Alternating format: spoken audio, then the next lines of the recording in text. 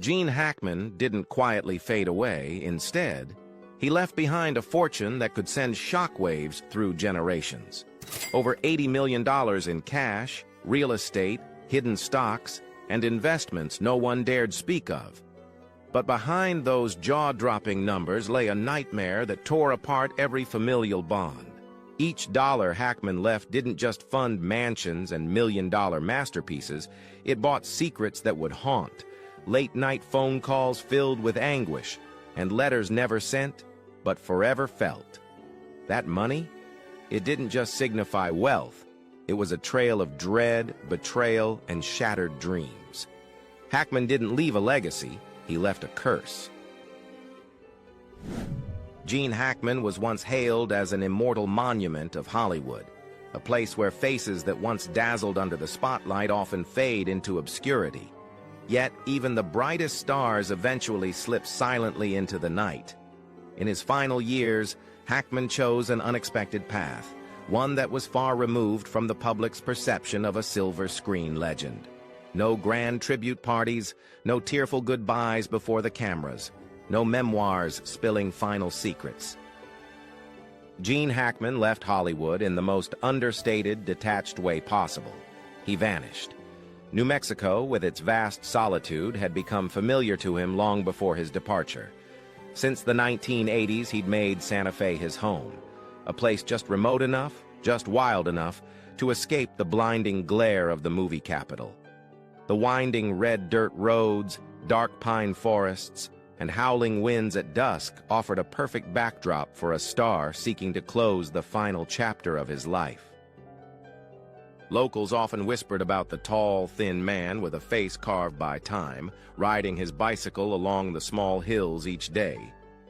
"He looks like someone I've seen before," a grocery store clerk once remarked, but no one was certain. Hackman seemed to fade into the town's quiet fabric, blending in with the elderly residents living their final years in peace. Hollywood never stopped trying to draw him back. Offers from ambitious directors, scripts written specifically for him, all attempts to break the silence he had so carefully built around himself. "I've said everything I need to say," Hackman once replied in a rare interview. By the time he turned 90, fame and fortune had long since lost their appeal.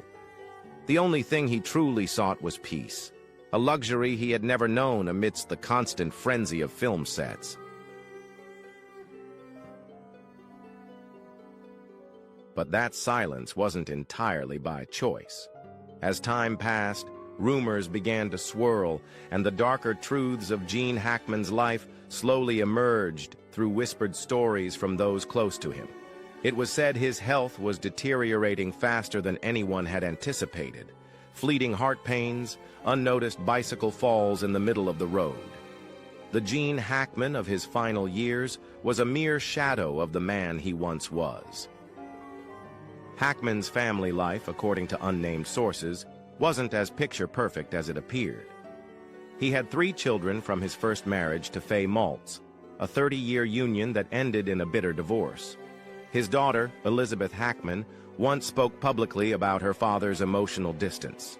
"He was always working, always somewhere else," she said in an interview, reflecting on the time fame took from their family. The relationship between Hackman and his children was never truly healthy.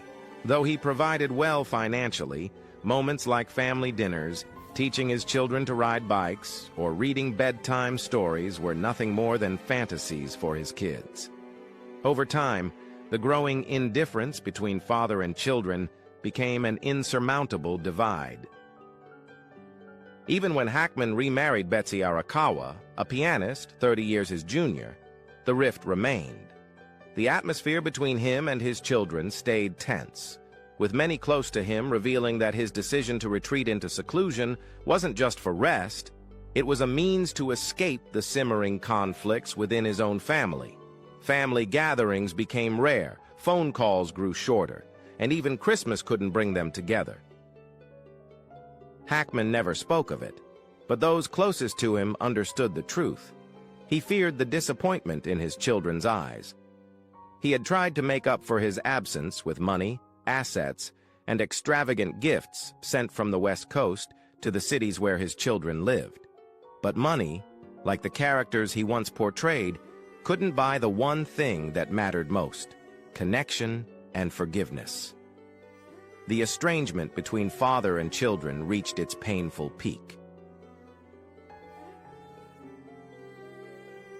When Gene Hackman fully retired from Hollywood in 2004 after his final role in Welcome to Mooseport, there were no tearful goodbyes, no farewell parties from the studios that once considered him their golden goose.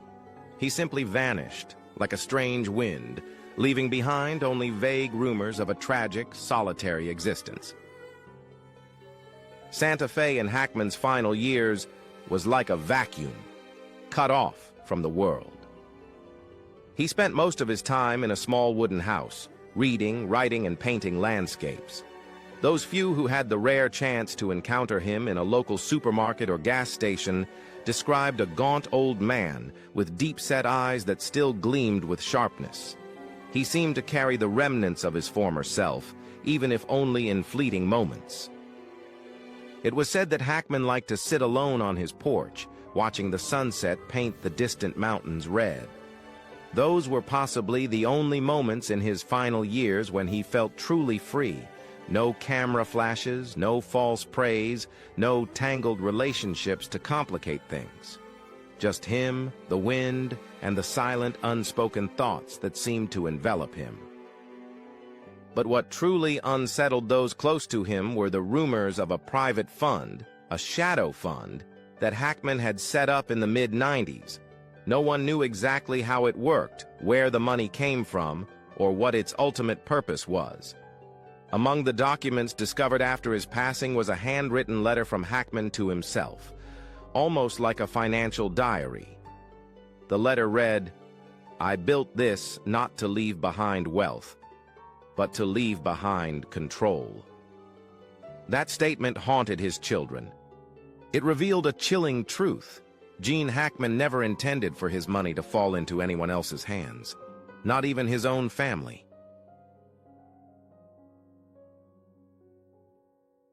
As rumors about Gene Hackman's health spread, Hollywood media began scrambling for any final clues about his life. Some suggested that Hackman had secretly written a will years ago, carefully dividing his assets into various accounts to ensure they couldn't be contested. Others speculated that he had established an anonymous charity, pouring much of his fortune into it as a silent atonement for the children he had abandoned. The more Hackman disappeared from the public eye, the more he became the subject of countless conspiracy theories and fabricated stories. But in his small house in Santa Fe, he quietly spent his final days, leaving behind not only a brilliant career, but a collection of mysteries that lingered long after his eyes closed. The only way to truly end a story, it seemed, was to disappear from it entirely. Gene Hackman wrote his own conclusion by leaving the world in a way no one expected. The news of his passing was announced on a gray morning, just before the sun had even crested over the red peaks of New Mexico. The announcement was quiet, understated, much like the reclusive lifestyle he had led for the last 2 decades. Yet, as soon as that small piece of news appeared in a local newspaper, it triggered ripples that spread not only through Hollywood media, but within the Hackman family as well, where secret doors suddenly creaked open after years of being sealed shut. The Hackman family had never fully understood the extent of his wealth. With the image of a Hollywood legend, 2 Oscar statuettes in hand, and a lifetime of prestigious red carpet appearances, it was never in doubt that Hackman had amassed a fortune. But exactly how large it was, where it was located, and how it was hidden remained questions even his closest relatives couldn't answer. If you enjoyed this video, drop a 1 in the comments, and if not, let me know with a 0. I appreciate your feedback. Gene Hackman's discretion and reclusiveness weren't just personality traits. They were an art form, a strategy he executed flawlessly right until his final moments. Initially, his family believed the process would be straightforward.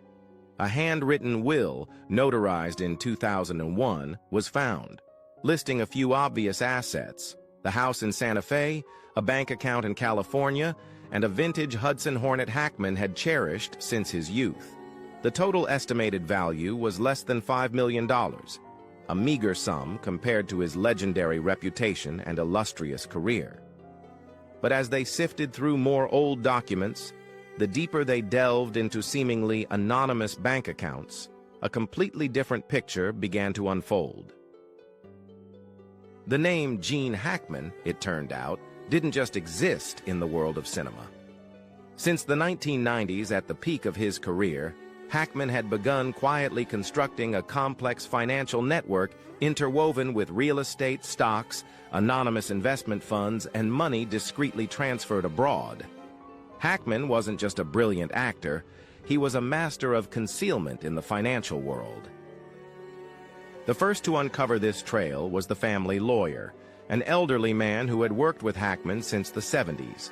Amidst the dusty papers found in a wooden chest in the Santa Fe warehouse, handwritten letters and internal memos about a series of clandestine transactions were discovered.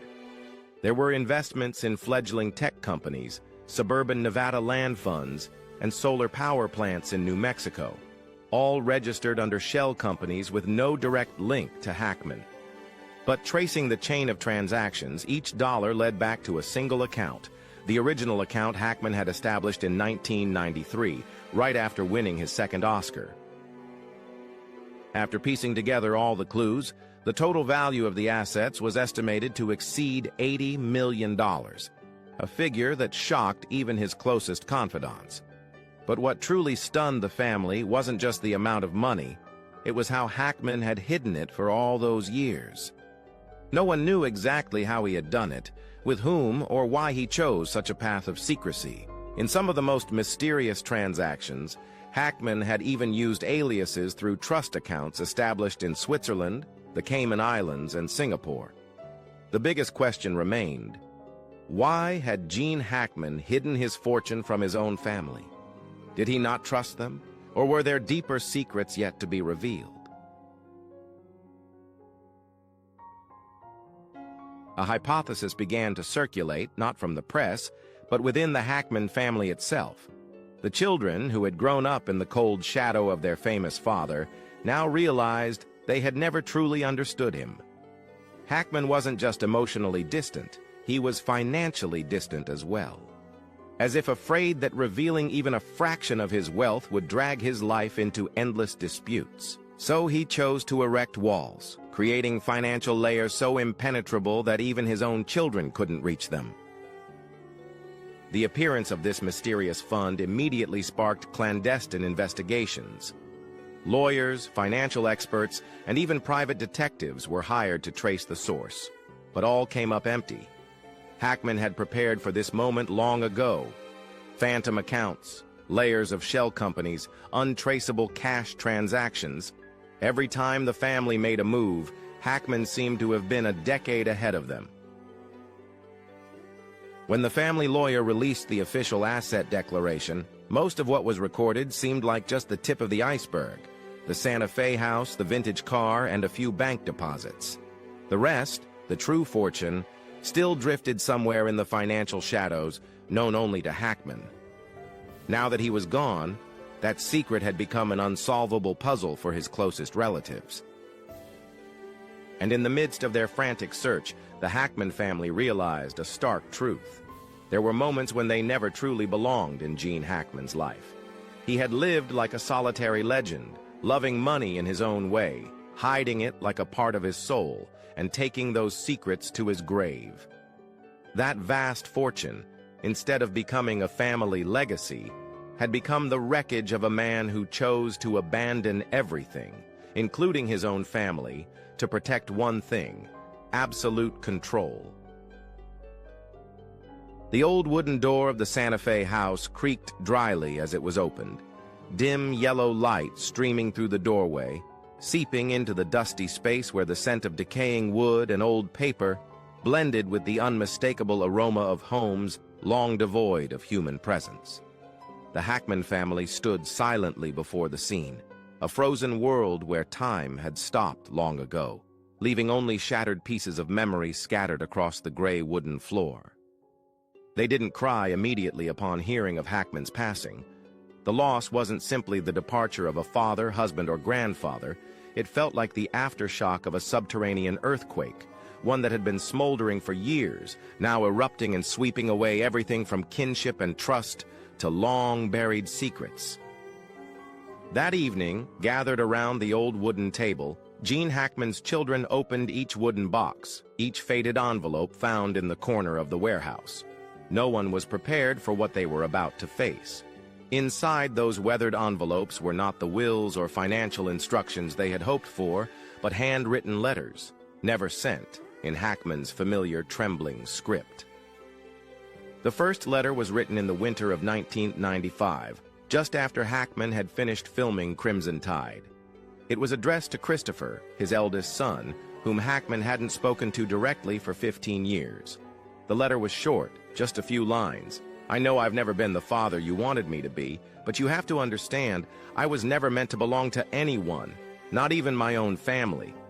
Those words were like a cold knife slicing into Christopher's chest. He wasn't surprised to read them, but the pain of reading them from a yellowed piece of paper, instead of hearing them directly from his father, still took his breath away. The following letters were filled with memories and regrets. The one addressed to Elizabeth, his youngest daughter, recounted evenings Hackman spent alone in the living room, watching old family tapes. "I always thought I was protecting you by keeping my distance. I wanted you to live without the shadow of my fame. But now I wonder if I was just protecting myself," Hackman wrote. That letter was written on Elizabeth's 30th birthday, but never left the drawer. Each letter was like a fragment of Hackman's soul, revealing hidden aspects no one in the family had ever known. He was not just a famous actor or a Hollywood legend. He was also a lonely man, torn between the desire to protect his family and the fear of losing himself in the role of a father. But it wasn't just the letters. The deeper the Hackman family delved into the old drawers, the more pieces of that complex puzzle they uncovered. Mysterious financial agreements, unexplained money transfers, and most disturbingly, a list of secret beneficiaries. Gene Hackman had somehow created a separate inheritance list, one with none of his family members' names on it. Instead, millions of dollars were transferred to strangers, a childhood friend in California, a former assistant who had retired in the 80s, and even a waiter at Hackman's favorite restaurant in Santa Fe. Why had Hackman chosen them? And why had his own family been excluded? No one could answer. But the shock and resentment that filled the room hit like crashing waves, submerging each family member in an inescapable emotional storm. The first argument erupted that night. Christopher slammed his fist on the table, his voice hoarse with anger. "He never trusted us. Everything we thought we knew about him was a lie. He lived his whole life as an actor, and even in death, he was still acting with his own family." Elizabeth burst into tears, not from anger, but from pain.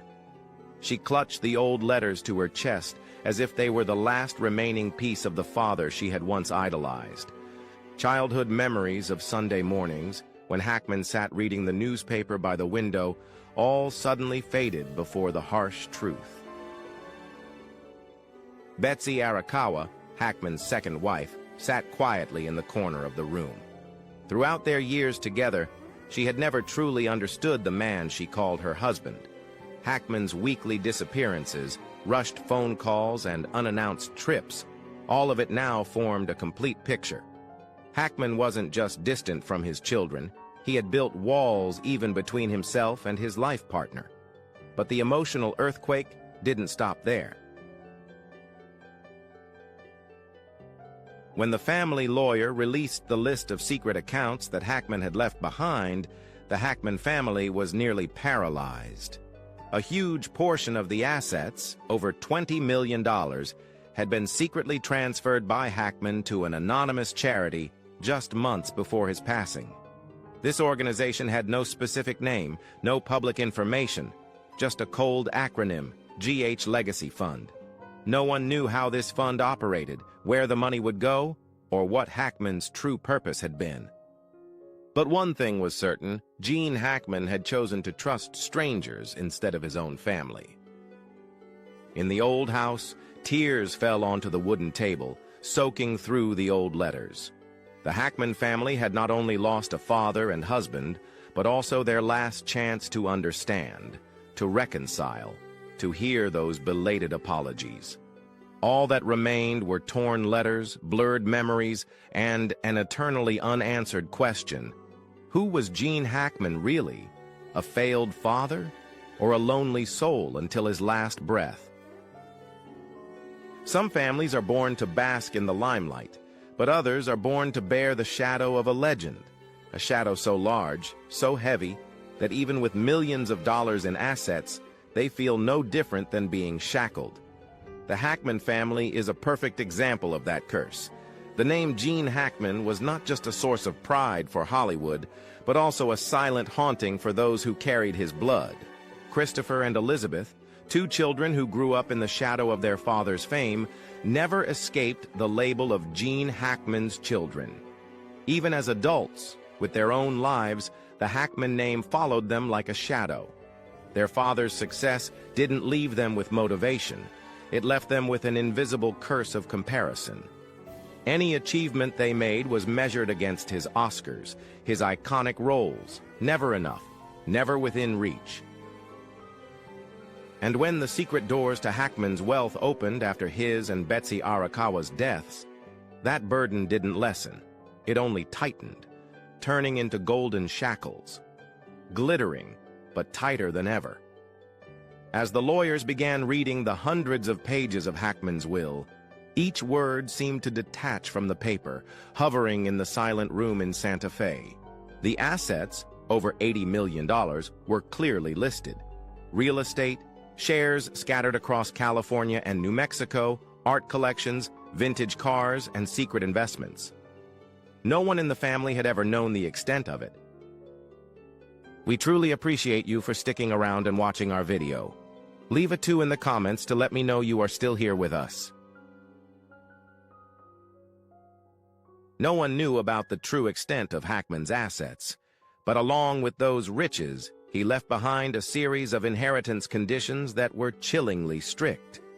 No family member was allowed to exploit the Gene Hackman name. No memoirs, no documentaries, no selling his private stories. They were forbidden to publicly dispute the assets in the press for any reason. In particular, there was a secret fund Hackman had dubbed the Untouched Fund. This fund, established in the 90s, had been shrouded in secrecy for over 30 years. No one, not even his wife Betsy, knew exactly what was in it. One condition was clear: anyone in the family who touched this fund would immediately forfeit their right to inherit the remaining assets. It was a forbidden zone, a sacred ground Hackman kept for himself, a symbol of his absolute control, even in death. Ironically, while alive, Hackman and Betsy Arakawa were seen as the epitome of a peaceful model marriage. The couple lived in a self-designed wooden house on a 12-acre plot in the mountains of Santa Fe, far from the scandals of Hollywood. Their longtime friends, Daniel and Barbara Lenehan, still remembered the peaceful afternoons, Hackman at his easel, Betsy quietly brewing tea, both smiling contentedly amidst the vast nature they called their ideal life. But no one knew that beneath this peaceful facade, Hackman never stopped controlling. Betsy herself once confided in a close friend, "Gene is the perfect husband as long as I don't touch what he calls his personal legacy." That personal legacy was not just his film career, but also the right to control his own story.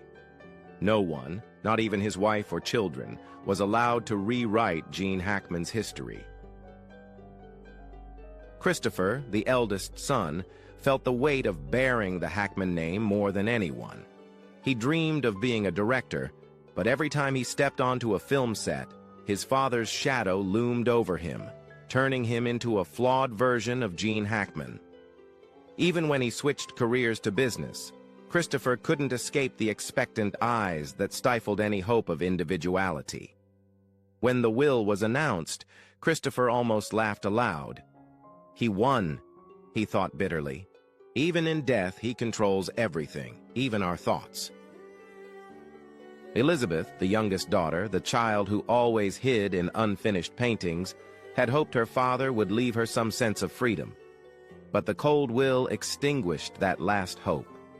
Not a single line mentioned emotions, not a single personal message from Hackman. Only rules, clauses, and threats of disinheritance. The vast fortune was like a weight tied to their feet, dragging them to the bottom of the ocean of expectations, where Hackman sat coldly, watching each child struggle.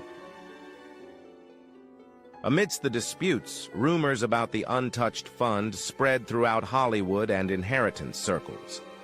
It was rumored that Hackman had secretly transferred money into off-the-books investments or even established an anonymous charity under another name. No one knew for sure. Even Hackman's lawyer confirmed, "I don't know what he hid there." Betsy had tried many times to ask her husband about it, but each time Hackman would reply, "There are things you shouldn't know, and neither should our children." Now, with both of them gone, those things they shouldn't know became a haunting presence, gnawing at each family member. No one knew whether they should protect Hackman's secrets or expose them for what they were. That legacy, or shatter all the secrets Hackman left behind. Amidst the tears and arguments tearing apart the Santa Fe living room, a bitter truth emerged. The greatest legacy Hackman left behind was not money or fame, but a broken family under the overwhelming shadow of a legend no one dared touch. If the roles on screen were just the tip of the iceberg named Gene Hackman, then the manuscripts, notes, and secret documents found after his death were the cold, dark, and long-buried depths of the sea of memories. The study on the second floor of the Hackman house, where no one had been allowed to enter for years, not even Betsy, finally opened. Behind the old oak door was a world no one had ever known. Unfinished film scripts, gathering dust over the years, personal diary pages with handwriting that was sometimes firm, sometimes trembling, mysterious financial notes hinting at shadowy connections to the ghosts of old Hollywood mafia, the unknown scripts, Hackman's real-life film. Though he was an acting icon, few knew that Hackman always yearned to direct, not commercial films, but a film about his own life. Among the found documents were at least 3 unfinished scripts, the last of which left the Hackman family speechless. The last confession. The draft began with the sentence, "If there is an afterlife, I want to be born without anyone knowing who I am." This script, according to Hackman's notes, was a disguised autobiography, recounting every hidden corner of his journey, from a poor Marine to an Oscar-winning star. But it didn't omit the cracks in his first marriage, his children's tears, and the secret deals he made to keep the Hackman name at the top. There were handwritten notes in the margins of the script. Hackman, in dialogue with himself, "Being famous sometimes means selling your soul. How many people have I betrayed to keep the name Gene Hackman?" That script was never sent anywhere. It sank with dozens of other unfinished dreams, dreams Hackman never had the courage to turn into reality. In addition to the scripts, the family found 4 personal diaries spanning from 1995 to 2022. The early pages were filled with sweet memories with Betsy Arakawa, spontaneous trips to Japan, France, and Italy, where Hackman said that only when he left America did he feel truly normal, not Gene Hackman. But as time went on, the writing became more distorted and confused. Many pages were smudged with ink, perhaps from tears or Hackman's trembling hands on his loneliest nights.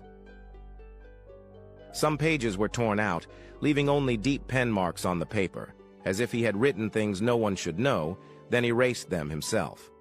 Hackman's financial documents were the strangest pieces in the secret room.